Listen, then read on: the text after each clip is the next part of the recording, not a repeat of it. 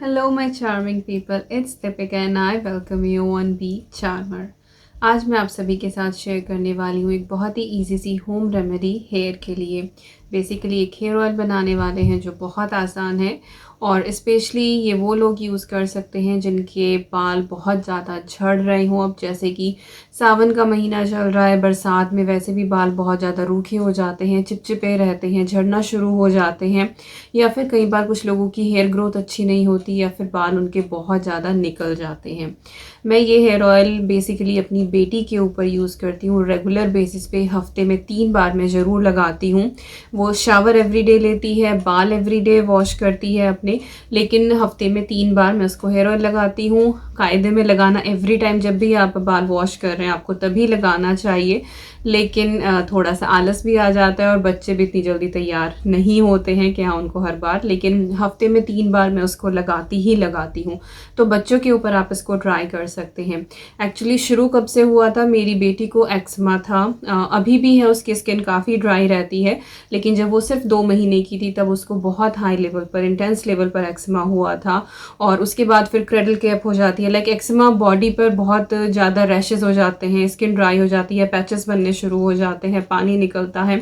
तो वो बहुत बुरी कंडीशन थी उसकी और उसको वो एक्जिमा पूरी बॉडी के साथ, लाइक उसके स्कैल्प पे भी था। उसके बाद क्रेडल कैप हुआ उसका, तो जब वो 6 महीने की थी ऑलमोस्ट उसके सर पर एक भी बाल नहीं बचा था। उस एलर्जी की वजह से उसके सारे बाल चले गए थे और लगभग 1-1.5 साल तक उसकी यही हालत रही थी। लाइक बहुत थोड़े थोड़े बाल उसको आए थे, बहुत हल्के बाल थे।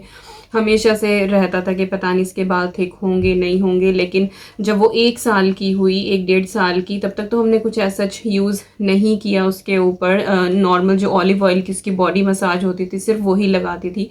लेकिन जब वो 1.5 साल की हुई उसके बाद से मैंने ये वाला ऑयल उसके बालों में लगाना शुरू करा और आज उसके बाल, मैं ये नहीं कहूँगी कि बहुत ज़्यादा घने हैं, लेकिन उसके बाल मैं तो ये कहूँगी कि 80% एक्स्ट्रा हैं जितने उस टाइम पर थे।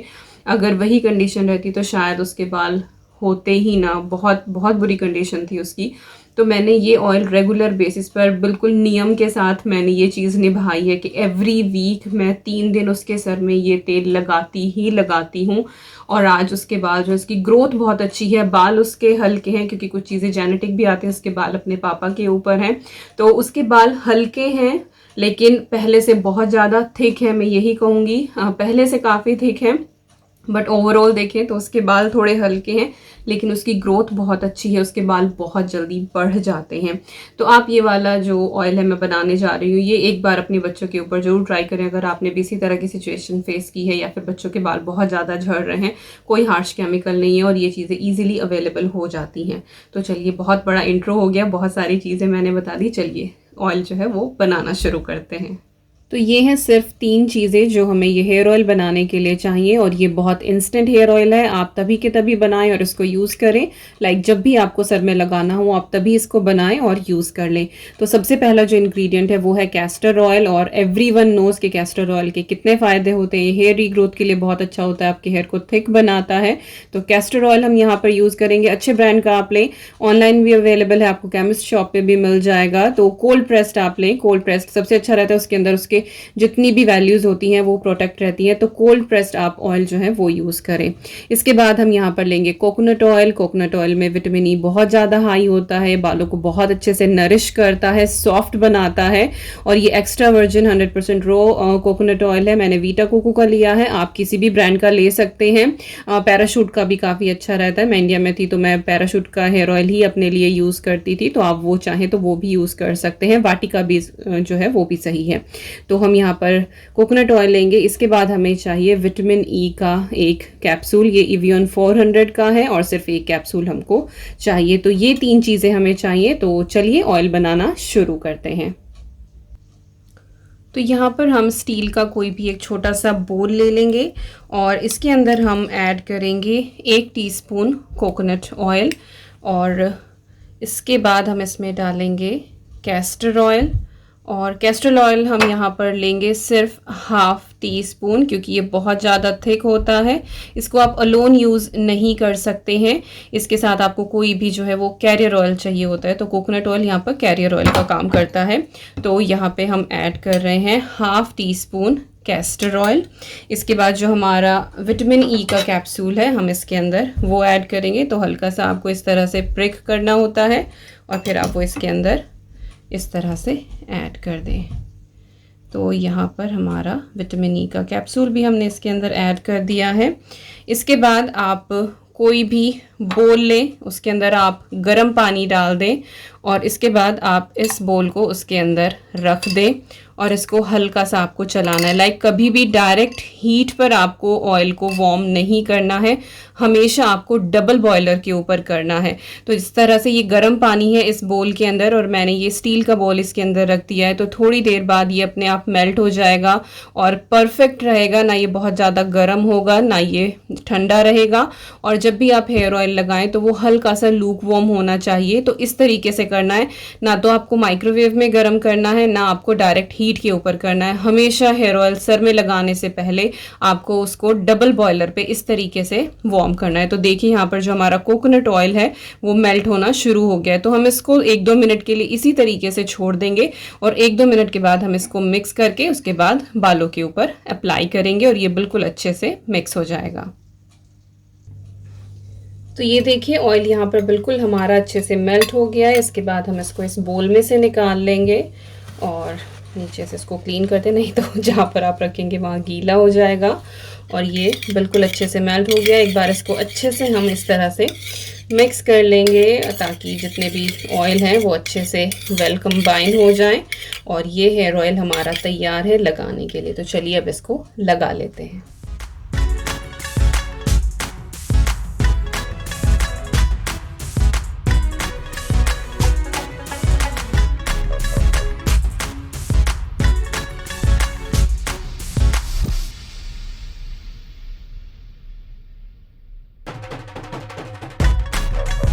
यहाँ पे हेयर ऑयल मैंने अद्वी के सिर में बिल्कुल अच्छे से लगा दिया है चारों तरफ। तो थोड़ा थोड़ा लेके आपको लगाना है और उसके बाद बिल्कुल हल्के हाथों से इस तरीके से आपको मसाज करनी है। बिल्कुल इस तरह से नहीं करना है, अदरवाइज़ फिर क्या होगा, बाल टूट जाएंगे। तो बहुत जेंटल और नाखून यूज़ नहीं करने हैं, ये चीज़ आपको यूज़ करनी है अपनी उंगलियों की। तो उससे बिल्कुल हल्के हल्के इस तरीके से आपको 2-4 मिनट पूरे बालों में मसाज करनी है। और ऐसे ऐसे करके नहीं करनी, नहीं तो बाल उलझ जाएंगे। आगे से शुरू करें ऐसे करते हुए और आपको यूं पीछे तक लेकर आना है। तो उससे बाल उलझेंगे नहीं और बहुत कम टूटते हैं। अदरवाइज़ फिर हेयर ऑयलिंग के बाद बहुत बार ऐसा होता है कि बाल टूट जाते हैं और वो इसीलिए क्योंकि आप बहुत रिग्रेसली उस चीज़ को करते हैं। तो बहुत हल्के हाथ से आपको इस तरह से मसाज करनी है, आगे से लेकर और पीछे तक आना है। और जो हेयर ऑयल है आपको लेंथ के ऊपर भी लगाना है ताकि आपके बाल जो हैं वो अच्छे से नरिश रहें। तो अब मैं अद्वी के सिर में अच्छे से मालिश कर देती हूँ और उसके बाद फिर हेयर वॉश करेंगे। हेयर वॉश करने के लिए डव का जो बेबी डव जो आता है, बेबी शैम्पू, मैं वो यूज़ करती हूँ अभी तक भी इसके लिए और वो परफेक्टली काम करता है। बाकी आपके बच्चे को जो सूट करता हो आप वो यूज़ कर सकते हैं।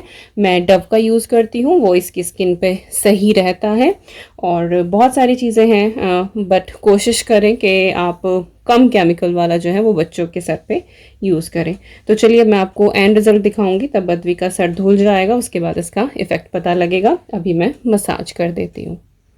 तो अद्वी के बाल मैंने यहाँ पे वॉश कर दिए और हाफ एन आवर हुआ है, अभी थोड़े से गीले ही हैं बट आप डिफरेंस देख सकते हैं कि कितने सिल्की और शाइनी हैं। और ऑयल लगाने के बाद आपको सिर्फ आधा घंटा ही सिर में रखना है, मैक्सिमम 1 घंटे के लिए, उससे ज़्यादा ना छोड़ें। और उसके बाद आपको वॉश कर देना है। तो देखें ऐसा नहीं कि कहीं जड़ों में रह गया है, कुछ नहीं, बिल्कुल सॉफ्ट सिल्की बाल हो गए। तो ट्राई ज़रूर कीजिएगा। और अभी हल्के से गीले हैं, जब ये बिल्कुल सूख जाएंगे तो और भी ज़्यादा बाउंसी और सिल्की हो जाएंगे। तो they are really good one.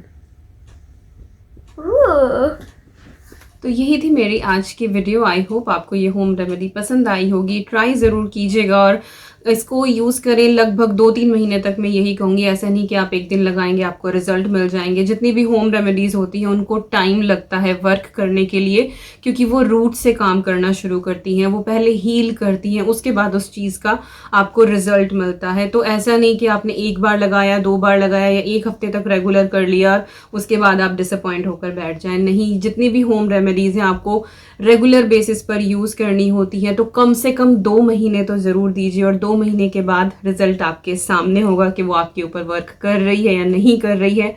I can assure you कि हाँ, वो बिल्कुल वर्क करेगी, बट आप उसको कायदे से और एक नियम के साथ रेगुलर बेसिस पर फॉलो करें। अगर आपको हमारी वीडियोस पसंद आती हैं तो लाइक दिए बिना बिल्कुल मत जाइएगा, और अगर अभी तक सब्सक्राइब नहीं किया है तो रेड कलर के सब्सक्राइब बटन पर क्लिक करें, बेल आइकन को प्रेस करें और ऑल नोटिफिकेशंस को ऑन करें। उससे आपको मेरी आगे आने वाली सारी वीडियोस की नोटिफिकेशंस मिल जाएगी फ़ोन के ऊपर, और आप मेरी वीडियोस को सबसे पहले देख सकेंगे। आप चाहें तो इस वीडियो को शेयर कर सकते हैं फेसबुक पर, इंस्टाग्राम पर, व्हाट्सएप पर, जहां आप चाहें अपने फैमिली, फ्रेंड्स, मोहल्ला, पड़ोस, जिसके साथ चाहें आप शेयर कर सकते हैं। और कमेंट करके बताइएगा ज़रूर, और किस तरह की और वीडियोस आप देखना चाहते हैं प्लीज़ वो भी मुझे ज़रूर बताइए। मैं कोशिश करूँगी कि उन्हीं टॉपिक्स के ऊपर आगे लेकर आऊँ वीडियो। तो चलिए, it's Deepika signing off now, and I'll see you again with a very good video, another home remedy very soon. Till then, you guys take care, and I'm sending lots and lots and lots of love to you all. Thank you so much for watching. Bye.